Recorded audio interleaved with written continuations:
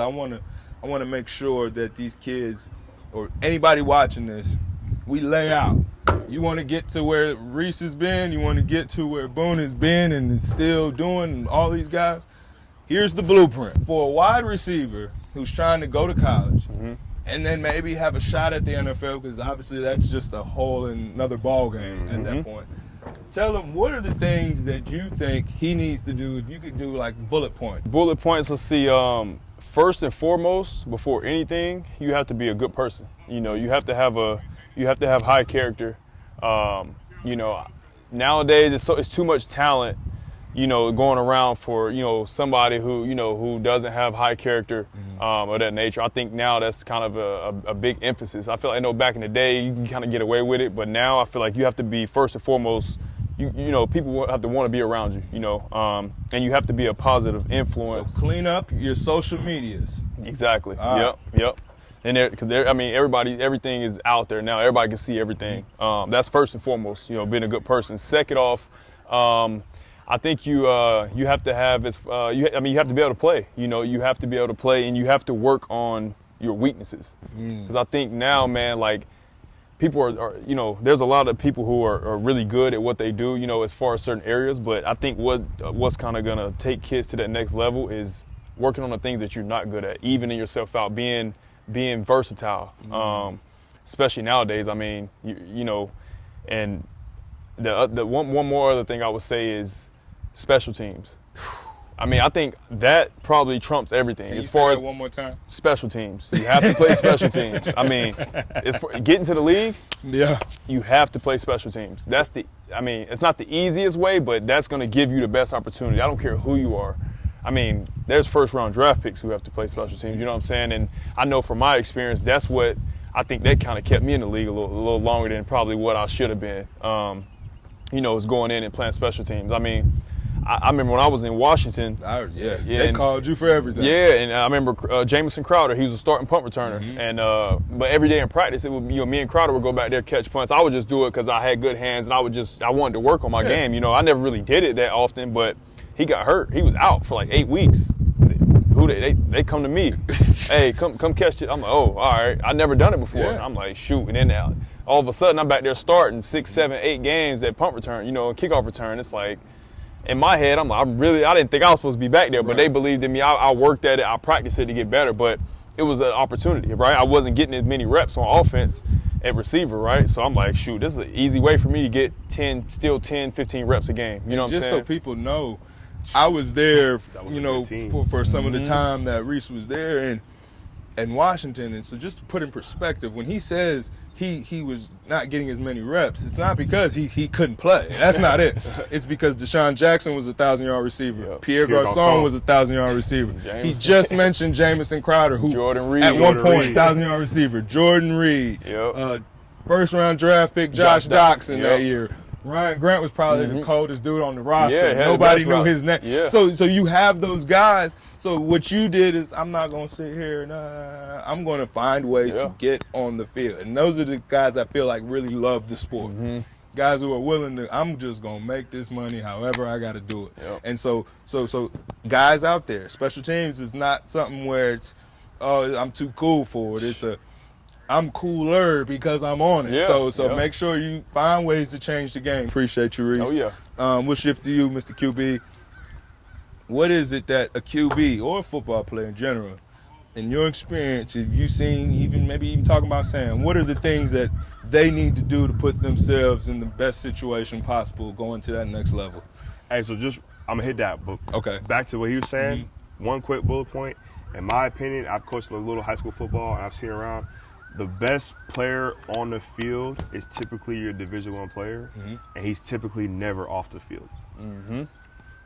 That's how I look at it. So if you feel like you're the best player, why are you not on kickoff? Can we say that one more time? Why are you not on KOR? Why are you not on punt team? The best players on the field never come off the field. They have to drag you off. They have to drag you off. Yes, always. But so the bullet points for a quarterback, obviously you got to have, like he said, the high character, but you got to have the grades. It's hard to sell a kid that's physically talented that don't have the grades. There's just people specialize too early too often now to where you're not going to find this kid who's super raw. I'm going to get him for 4 years and work on him.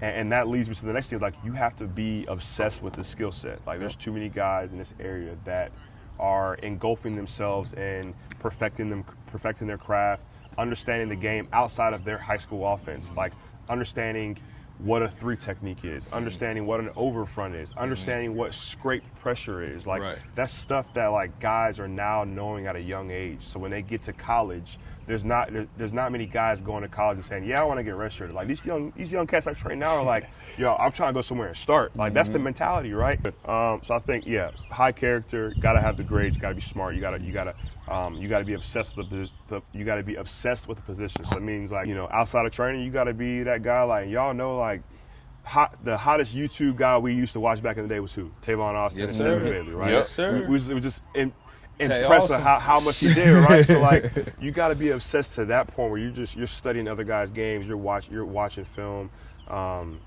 you're seeing what makes other guys successful. Like, if you don't do that and you're not that obsessed with that position of that game, you're not going to be at a high. And that's at Division I on down, right? I train guys that are Division III that are JUCO players that are that obsessed, right, and that are starters. If you don't have that level of focus and commitment and sacrifice built in, like, your psyche, it's going to be hard to play at the next level anywhere. When you get to that level, y'all all know, like, you see fast when you get to that level, those who, like, grind and really still want it, and those who, like, got to this pinnacle and they're like, all right, I'm cool, I'm good. Right? And those are guys that either play on the Saturdays or don't, right? And a lot of people don't get that. I'm like, man, listen, I've seen the best athletes, right? The best players. And you're like, this kid's 6'4", 240, runs a 4.3. Why is he not on the field? He don't want it. Yeah. Right? He got here. He cool. He cool. He got here. He don't want dog it. ain't in him. Yeah. So, no, I get you. And I tell some of the kids now I train, I'm like, man, look, I know you got it, but, like, what are you going to do when you're in that room now as a quarterback, especially as a quarterback? Because a lot of these kids in high school, they get privileged, right? They go to school for 4 years, nobody to compete with. Yeah. And then they go to this Power 5 school. 5 other guys. Compete with. They get at the bottom. Everybody was that guy at their school who's usually there. Hey, there's a few that are like, oh, how you get here, So big now, dog? so now it's the mindset, like, what are you really about, Right? And I think when you're obsessed, when you're, you know, when that's part of, like, ingrained in who you are, like, growing up, I think that kicks into overdrive when you get to that level in college. It's like, okay, like, this is what I really want to do, and now I got to work even harder. I think that naturally just takes over. But if you don't have it naturally, and I see it all the time, and that's probably the second question. Honestly, that's probably the second question coaches ask me is, how much does he love football? Yep. And it ain't can he throw it 50 yards? It ain't, you know, can he scramble and make the, you know, the secondary read or secondary throws? It's how much does he love football? It's the same question that I got asked from all these, you know, GMs and coaches about Sam. Like, how much does he love the game, right? Because now it's that same. I'm requiring that same amount of sacrifice and time away outside of the coaches. But now I'm giving you a couple mil. Like, that's a lot of money to be just, you know, saying, I need to the know bag exactly off. who you are. Exactly. So just ingraining that early is a mindset. So I think the 3 bullet points, right, is you got to be a good human being. You got to, you know what I'm saying, you got to take care of your schoolwork. You got to be kind of persistent about working, right? You got to work and you got to be persistent about it. Like, you can't just say, I'm going to do this. You can't give it lip service, right? You got to, if your actions, your words got to be the same, right? Get quality work. And a lot of times, right, like, it's not about finding the right training. It's about just being out there, period. Right? Being out there, period, getting that work in, and then, you know, being obsessed with, like, any and everything else, right? Fall in love with, hey, what's this guy doing, right? Like, what's making him successful? Like, how's he training? Like, what's his regimen look like, sound like? Like, so I need to emulate that to a little bit, but I need to find things that he does that I do like and don't like, and I need to add it to my game, or I need to take away from my game. Take a piece, and then that's, it all circles back to what we said, you know, introducing Reese. There was no way that I felt like I was going to be one of the best in the state and didn't know what Reese was doing, what school he went to, what he was looking at. Like, I need to know who this guy is. So